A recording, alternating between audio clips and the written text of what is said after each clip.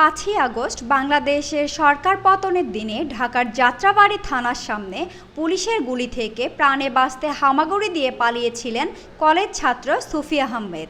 গণ অভ্যুত্থান পরবর্তী ক্ষতিগ্রস্ত সেই থানা বন্ধুদের সঙ্গে দল বেঁধে পাহারা দিচ্ছেন ওই ছাত্র আন্দোলনে আইন শৃঙ্খলা বাহিনীর নির্বিচারের গুলিতে 650-র বেশি নিরস্ত্র মানুষের মৃত্যু হয়েছে।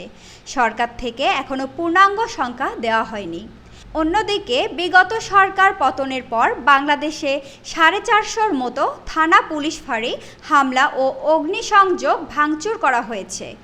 সরকারি হিসেবে 44 জন পুলিশ সদস্য নিহত হয়েছেন।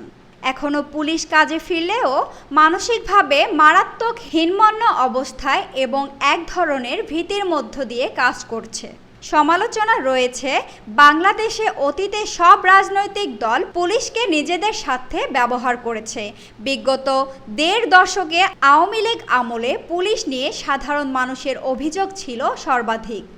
ভবিষ্যতে পুলিশ ক্ষমতাসীন রাজনৈতিক দলের লাঠিয়াল বাহিনীর মতো কেউ যেন ব্যবহার করতে না পারে, সেজন্য পুলিশ সংস্কারের জোরালো দাবি উঠেছে।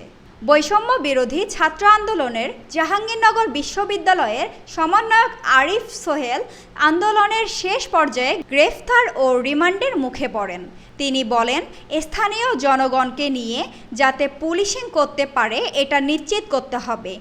ব্রিটিশ ঔপনিবেশিক কাঠামো থেকে বের হয়ে এসে নতুন একটা কাঠামো দরকার, যেটা আসলে জনগণকে সেবার জন্য তৈরি করা হবে। তার ভাষায়, যেভাবে ইচ্ছে সেভাবে মানুষকে অত্যাচার করা হচ্ছে, টর্চার করা হচ্ছে, সেখানে জিজ্ঞাসাবাদের নামে মানুষকে হয়রানি করা হচ্ছে। এই যে ব্যাপারগুলো মানবাধিকার লঙ্ঘন করে যে পুলিশিং সিস্টেম, এটা অবশ্যই সংস্কার করতে হবে। আমরা মনে করেছি কলোনিয়াল স্ট্রাকচারটা ভেঙে ফেলে আমাদেরকে সম্পূর্ণ নতুন করে নতুন পুলিশ কোড এবং নতুন পুলিশিং ব্যবস্থা স্থাপন করতে হবে। এটা আমাদের আশা এবং আকাঙ্ক্ষা। ছাত্র আন্দোলনে সমন্বয়কদের অনেকে গণতান্ত্রিক ছাত্রশক্তি নামে 2023 সালে প্রতিষ্ঠিত একটি সংগঠন সদস্য। ছাত্রশক্তির আহ্বায়ক আক্তার হোসেন 17 জুলাই ঢাকা বিশ্ববিদ্যালয় থেকে আটক হন। এর আগেও দুবার তাকে গ্রেফতার করা হয়। আক্তার বলেছেন, পুলিশের আচরণ থেকে মামলা, গ্রেফতার, রিমান্ড পদ্ধতি সর্বখানে সংস্কার প্রয়োজন। পুলিশ রিমান্ডের নামে যে অত্যাচার করে সেটা অত্যন্ত অমানবিক। আমাকে এমনভাবে টর্চার করা হয়েছে যে আমি 2-3 সপ্তাহ হাঁটু ফেলে নামাজ পড়তে পারিনি। এই টর্চারগুলো থেকে পুলিশকে বের হয়ে আসতে হবে। নিজ অভিজ্ঞতা থেকে আক্তার বলেন, দুর্ভাগ্যের বিষয় হলো গ্রেফতার করার পর পুলিশ কোনোভাবেই আর পরিবারকে জানতে দেয় না।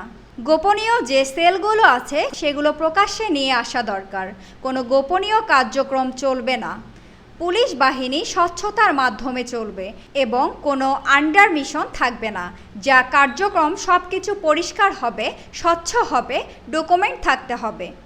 ছাত্রশক্তির নেতা আক্তার বলেন, গত 16 বছর ধরে পুলিশ এমনভাবে একদলীয়করণ হয়ে গেছে যে এটা আর আলাদা করে কোনো রাষ্ট্রীয় বাহিনী হিসেবে এক্সিস্ট করে না।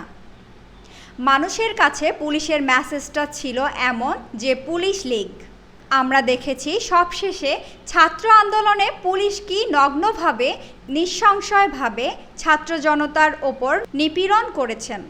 শুধু গুলি করা না, মানুষ মারা গেছে, সে মরাদেহর সঙ্গে যে আচরণ, সেটাও কোনো মানবিক ট্রিটমেন্ট ছিল না। এই বিষয়গুলো পুলিশকে জনসাধারণের কাছ থেকে দারুণভাবে পৃথক করে ফেলেছে। এমন অবস্থায় পুলিশ বাহিনীতে একেবারে ওপর থেকে নিচ পর্যন্ত রিশাফলিং দরকার।